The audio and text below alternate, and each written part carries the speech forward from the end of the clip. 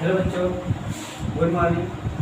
मैं मिथिलेश साहब ब्रह्मर्षि शिक्षा निकेतन विकास से आज हम लोग क्लास 6 का मैथ पढ़ेंगे।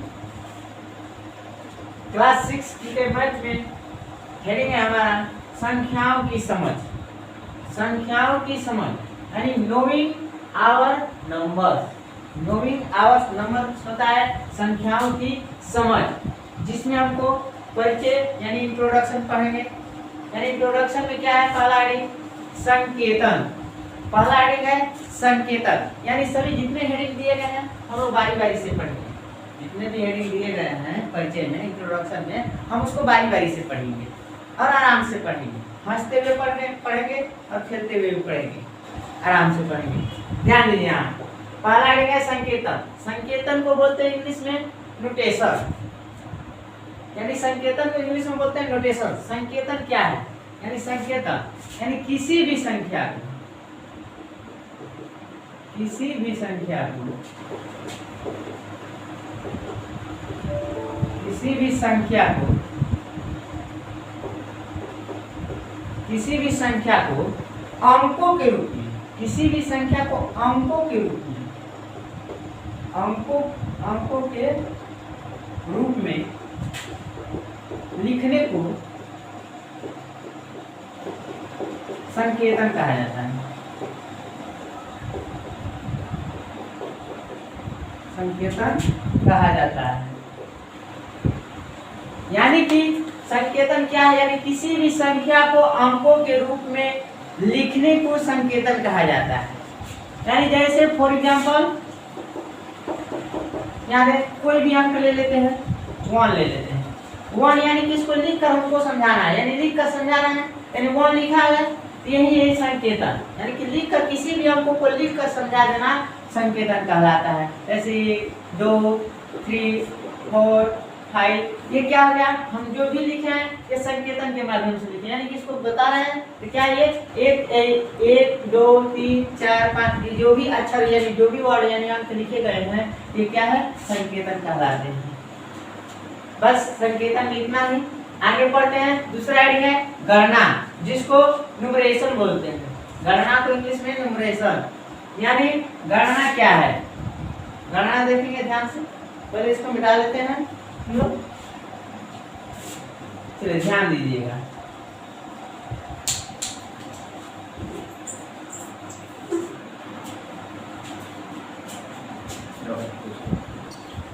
हम लोगों ने मिटा लिया। अब ध्यान देंगे गणना। गणना यानी कि न्यूमरेशन। न्यूमरेशन मतलब होता है गणना। इसको ध्यान से देखेंगे, गणना किसे कहते हैं, यानी गणना क्या है, यानी कि किसी भी संख्या को, किसी भी संख्या को, किसी भी संख्या को,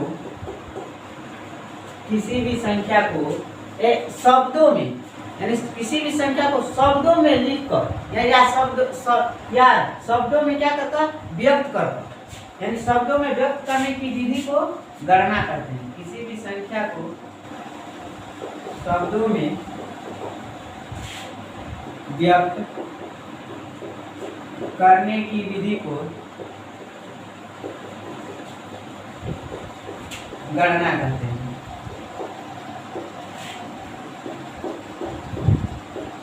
यानी फॉर एग्जाम्पल जैसे यहाँ ध्यान देंगे,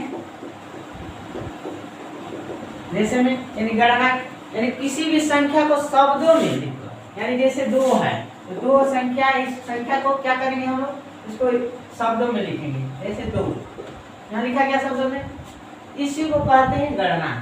इसी को कहते हैं गणना, यानी अंकों को शब्दों में यानी शब्दों में व्यक्त करने की विधि को गणना कहा जाता है। जैसे और एग्जांपल ले लेते हैं, 3 ले लेते हैं, 3, 15 ले लेते हैं, 15 को 15, यही है हमारा गणना। अगला टॉपिक देखेंगे अंक। अगला टॉपिक है अंक, इसको उतार लीजिएगा। अगर नहीं समझ में आया है वीडियो को फिर से दोबारा देखिए, पुश कर देखिए, पुश कर दीजिए और पुनः उतार लीजिए। और हाँ, इसको मिटाते हैं। अगला क्वेश्चन देखते हैं। चलिए हमने मिटा दिया। तीसरा हेडिंग क्या कर रहा है? तीसरा हेडिंग है अंक। अंक के बिना मैथ पढ़ना अधूरा हो जाता है। मैथ का कोई अस्तित्व ही नहीं रह जाता। अंक अगर हमारा नहीं दिया रहेगा तो मैथ का पढ़ना क्या है? अधूरा है, यानी कोई मैथ का अस्तित्व ही नहीं रहेगा। आइए देखते हैं अंक के बारे में। अंक क्या कहता है? अंक यानी 0 से लेकर 9 तक के अंकों को अंक बोला जाता है। 0 से लेकर 9 तक यानी अंक 10 होते हैं। अंक 10 होते हैं। कौन कौन? पहला है 0, 1, 2, 3, 4, 5, 6, 7, 8, 9 तक। इन्हीं संख्याओं को यानी 0 से 9 तक, 0 से लेकर 9 तक की संख्याओं को क्या कहते हैं? अंक बोला जाता है। 0 से लेकर 9 तक की संख्या को क्या बोला जाता है? अंक।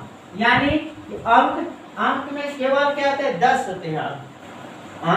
अंक केवल 10 होते हैं 0 से लेकर 9 तक।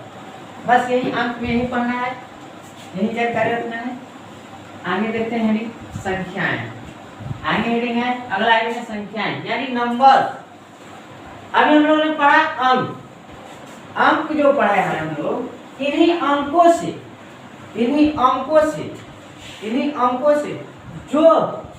जो वर्ड बनते हैं, यहाँ पर जो वर्ड बनते हैं उनको संख्या कहते हैं। जैसे इन्हीं को मिलाकर यानी अंक को देखिए 3, 2 यानी इसमें 2 अंक लिए, इसको दोनों को एक साथ लिख दिए तो क्या बन गया? संख्या बन गया। एक संख्या बन गया। क्या बन गया? ये संख्या, जिसको 32 बोला जाएगा। संख्या यानी इन्हीं 9 अंकों से जो भी हमारा संख्या बनेगा वो संख्याएं कहलाएंगी। वो क्या कहलाएंगे? संख्याएं कहलाएंगी। जैसे और फॉर एग्जाम्पल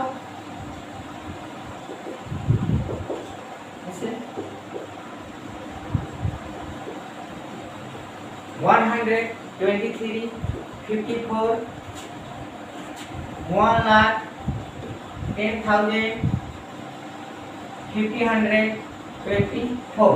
यानी कि देखते हैं इन सभी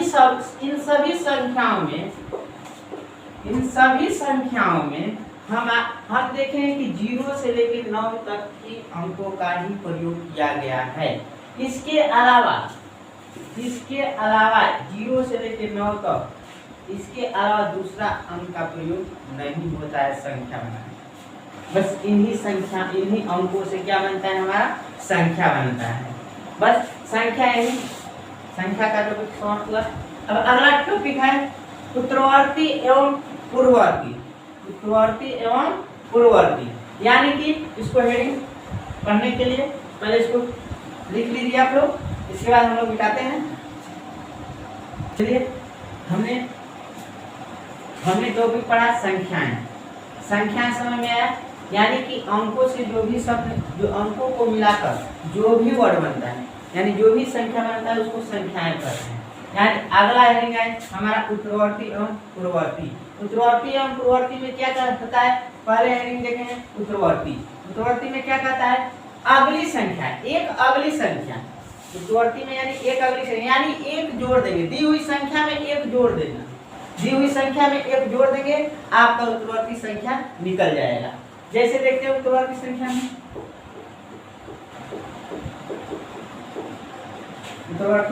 देखेंगे हम, जैसे पूछ लेगा 5 का उत्तरवर्ती संख्या क्या होगा? 5 का उत्तरवर्ती संख्या क्या होगा? तो 5 में क्या करेंगे? एक जोड़ देंगे। 5 में यहाँ 5 में क्या जोड़ देंगे? एक जोड़ देंगे तो 5 ही क्या हो जाएगा? 6 हो जाएगा। तो 6 क्या आ जाएगा? 5 का उत्तरवर्ती संख्या क्या हो जाएगा? 6 हो जाएगा। 5 का उत्तरवर्ती संख्या क्या हो जाएगा? 6 हो जाएगा। उत्तरवर्ती में हम क्या कर रहे हैं? एक जोड़ रहे हैं, यानी कि एक अगली संख्या। अब ध्यान देंगे पूर्ववर्ती में इसका सेम यानी उल्टा हो जाएगा। यानी कि पूर्ववर्ती में एक जोड़ रहा है तो इसमें क्या करेंगे? एक माइनस कर देंगे, यानी एक पीछे की संख्या। चलिए देखते हैं पूर्ववर्ती